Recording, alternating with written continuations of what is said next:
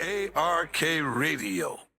What's good, everybody? It's Robo from Allbark back on another video, and today I'm bringing you my way too early 2026 NBA Draft Big Board. We're an entire year out from the 2026 draft, but this would be a cool video to look back on and see all the risers and fallers in a year's time. The 26 class is looking like a great one, especially at the top. Also, just a quick channel note, because we're in the NBA offseason now, I'll be posting more college football content soon like I have in the past.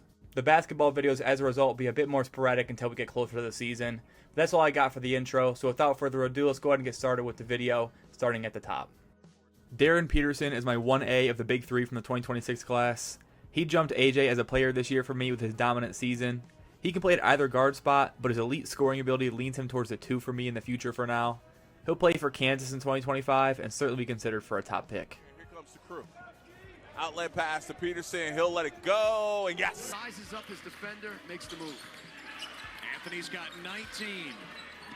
Peterson, the spin on Madison. And he's room to receive the pass. For the shoot, Peterson launches. Maybe the most likely number 1 pick of the class is AJ Dybantsa.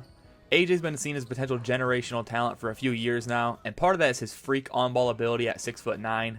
He's a guard in a wing's body, a 3-level scorer, and excellent defender, and will showcase that ability at BYU this upcoming season. 7 to shoot. Outside, looking for Markovich, taken away, and it's showtime for Dybantsa. We're going to have that in our highlight reel at the end of the game. Okay. My 1C of the big three is Cameron Boozer, but I really have no gripe with anyone who sees him as the number 1 guy in this class right now. He's off to Duke for next season and will look to rival the year that Cooper Flagg just had. He's got an incredible feel for the game already and can do everything on the court in a big man's body, so I'm really excited to see him at the college level. That's what he does, and honestly both of the Boozers have been outstanding in this third quarter defensively. Cam just barely does. Dybantsa extra. Boozer corner. 3-ball. And that comeback towards the end of the fourth. Takeoff off the screen. Lob it inside. Oh! I am absurdly high on Koa Pete. He's my top contender to break out into a top 3 pick in this class. He's currently dominating the FIBA U19 World Cup for Team USA and has so much potential to become one of the game's best. He's got great size and feel on both ends and is progressing as a shooter and explosive athlete, which will be huge for his game. I'm expecting a big freshman year for him at Arizona this season. Hits the deck. Pete. Pete catches. Difference between the two. Pete attacks. Pete, top of the key. I'm a big fan of Louisville signee Mikel Brown Jr. He's the clear PG1 in this class to me right now.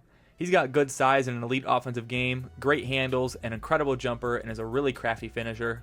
He's showcasing that ability right now for Team USA in the FIBA U19 World Cup, and as he matures into his frame and gets more physical, the sky's the limit for him.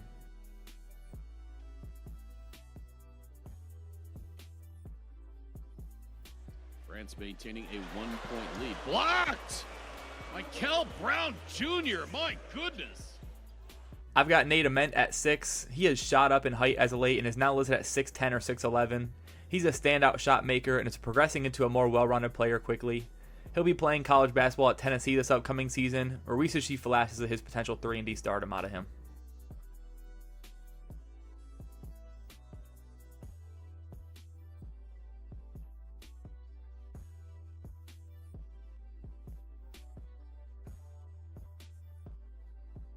Jaden Quaintance enrolled in college a year early and wasn't eligible for the 2025 draft due to age, but he averaged over 9 points and 8 rebounds as a 17-year-old. The 3-point shot is not there yet, but if that expands, he can truly be an elite prospect. He's kind of a tweener as he's not a massive true 5, but his athleticism, freakish wingspan, and shot blocking ability at 6'9 or 6'10 allow him to dominate at either spot.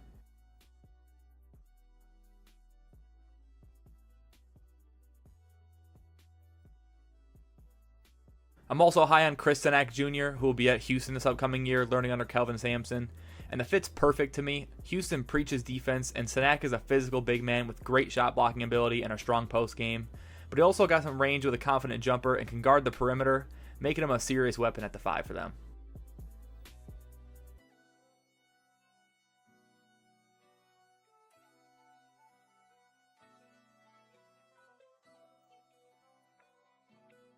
Bennett Sturts is one of the most exciting players to watch in the entire country, breaking out last season after transferring to Drake and now moving up again to Iowa following his coach Ben McCollum.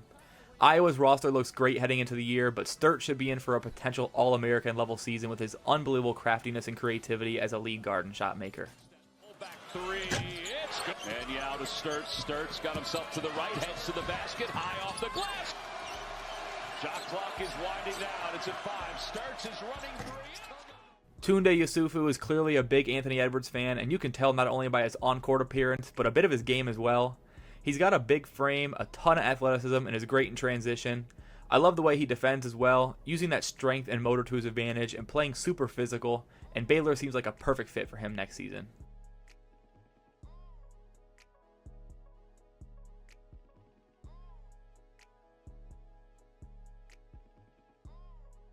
Kareem Lopez has grown into a really exciting prospect in the NBL, standing at around 6'9" now. He's got guard skill at the 4 spot. He really could play on the wing as a big 3 if he continues to progress as an outside shooter, as he's already shown that capability. But he has great physical traits and a really strong motor. I'm expecting a big leap in the NBL next year for Lopez, leading to a potential top 10 selection.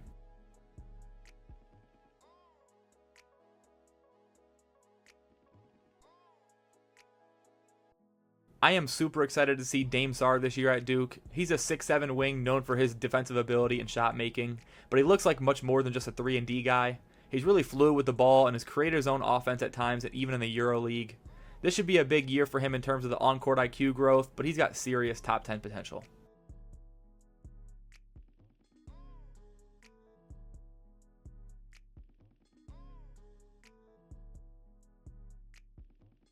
Caleb Wilson will play for North Carolina next season and looks the part of a lottery pick already. He's an incredible athlete and already has a couple poster dunks out there from UNC practices.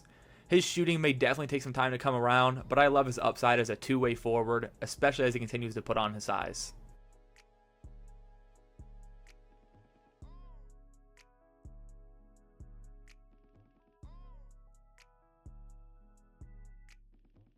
With Boogie Flan headed to Florida, that leaves a vacancy for Darius Acuff to step in as a freshman at Arkansas, and I'm fully expecting him to thrive as an offensive engine for the Hogs. Acuff's scoring ability is really advanced, and he's able to create his own offense at will. I'd love to see him be more of a playmaker this year to really lock himself in as one of the best point guards in this class.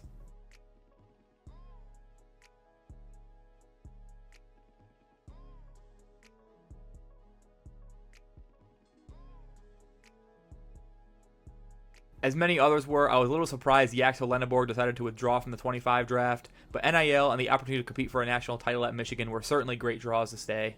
Yaxel should be one of the top 5 players in the country next season. He's just an absolute machine, filling up the stat sheet and playing with an elite motor. If the outside shot making takes a leap, we could be talking National Player of the Year for him. Rebound. He wants to push. 2-on-2. Lenneborg. Two-hand jam. Look at this. Surveying the court. A simple double jab. One bounce to the left. Rise up. I am really high on LeBaron Philon, but a lot of scouts are a bit split on him overall, mostly due to his shooting, but I buy the jumper long term, and we see the confidence in getting to his spots, finishing around the rim, and creating looks for himself and others. I think he's in for a huge year too at Alabama, which could propel him into a lottery pick. He got pickpocketed. Kicks it up ahead. Philon at the basket. Smile on his face already. As he should. Beautiful assist inside. Nicholas Kamenia is a wild card in this draft for me. I really like what he brings to the table and could easily see him being a lottery pick. But Duke is absolutely loaded with talent for next year, so if he doesn't fully break out as a premier option, his value could fluctuate. But as of right now, I think his offensive talent and build is enough to get him a first-round grade as we head into next season. 6.1 assists per game in that tournament. Hamenya. On the floor for head coach Frank Bennett.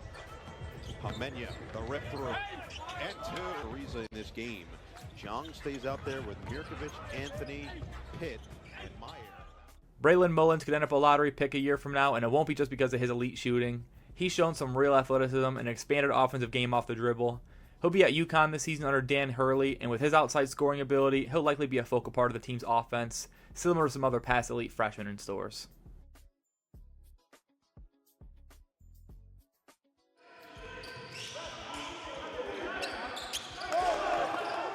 Isaiah Harwell is another potential one-and-done freshman heading to Houston this upcoming season, and the draw of his game is a 3-and-D upside and versatility as an offensive weapon.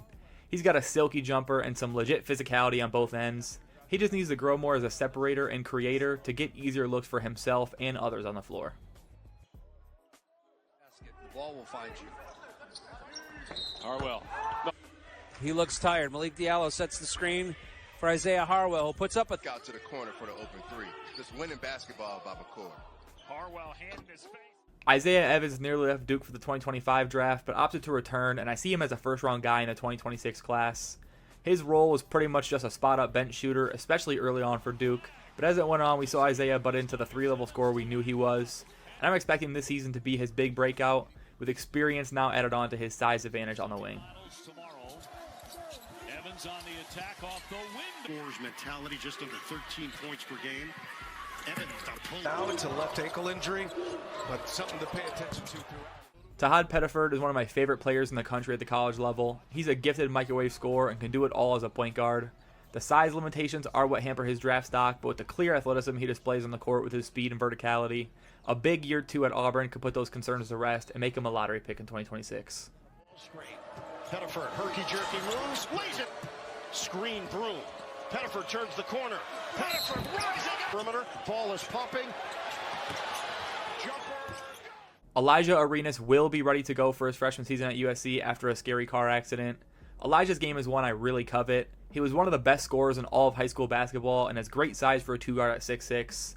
There could be some issues with consistency and efficiency in USC's offense, but we should see flashes of a legit NBA player throughout the year, and I definitely think he's good enough to be a one and done. Arenas headed to USC. No, I don't want that decision. I like having AJ in the following class. They can both be the number one. Hannes Steinbach is someone I'm starting to get pretty excited for as he's lighting up the FIBA competition. He's headed to Washington this season by way of Germany and looks like a double-double machine. He's actually pretty athletic as well for a 4 and just dominates the glass, protects the paint, and has shown playmaking ability. All that'll make him a potential freshman breakout candidate this season. Next mit dem Einbau. Links, da ist Steinbach. Für 3. Waren es einfach zu viele. Er ist einfach überragend im Rebound. Patrick Ngongba is someone I have pegged for a breakout year next season playing alongside Boozer in the Duke front court. As I mentioned, Duke looks super loaded with talent, so maybe the volume won't fully be there for him, but he's got a lengthy frame and uses it to his advantage defensively. And Coach Shayer has mentioned an expanded range we should see much more of this upcoming season, which is definitely something to keep an eye on with him. He held his own and he was fantastic. Knipple now. I am definitely lower on Dash Daniels than some other outlets, mainly because of his lack of an offensive game to this point, especially in terms of self-creation and getting involved in the offense. He's an incredible defender, though, with great size and length, similar to his brother Dyson Daniels, but he definitely needs to develop offensively if he wants to be a lottery pick for me.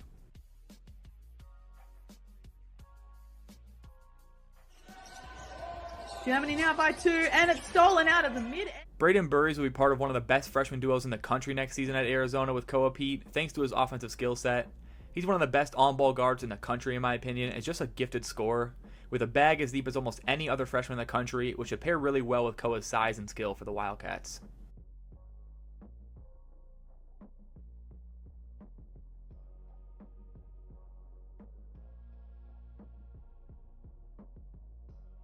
Thomas Huff projects to be a super versatile 4 in the NBA. He's got great size at 6'9" and such a well-rounded two-way game. He's got a strong outside shot, some on-ball driving ability, is a willing cutter, and has shown playmaking ability. This upcoming year for Florida should be big enough to raise his stock into round 1 compared to where it was at the end of last season. Look at this defense, too. Huff just missed one from there. This time, ball screen. Clayton. Yeah, he's really struggling. Wesley Yates transferred to USC from Washington after missing all of 2024 to injury and lit up the Big Ten as a freshman, averaging 14 points per game on incredible shooting splits. 48% from the field and 44% from 3 as a 6'4 guard make him a really intriguing option for the 2026 class. He's transferred back to Washington now and should be the clear number 1 option for them this season. Yates, tough shot, and he hits. Nice extra pass. And gives. Here's Yates again, another. I have Caden Boozer down towards the end of round 1 right now, as I'm kind of in wait-and-see mode with him being a one-and-done or a 2-year player still. The Duke roster is absolutely loaded, as I mentioned, with talent, so I could see a scenario where he decides to run it back and be a leader as a sophomore. but he also has a true gift with his passing ability and on-court IQ. If he shows he can create his own offense at the college level this year, the lottery will be a real option for him. We've got the Columbus Explorers here. That's pretty cool. That's every game. Cam to Caden Boozer. And collected. Caden Boozer unloads.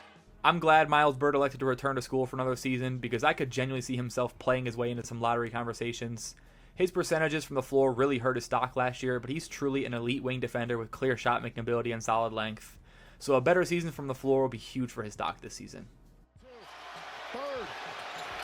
Of intensity, their calling card. Here we Here's go. Byrd He's unbelievable. with the run out. Miles Byrd with the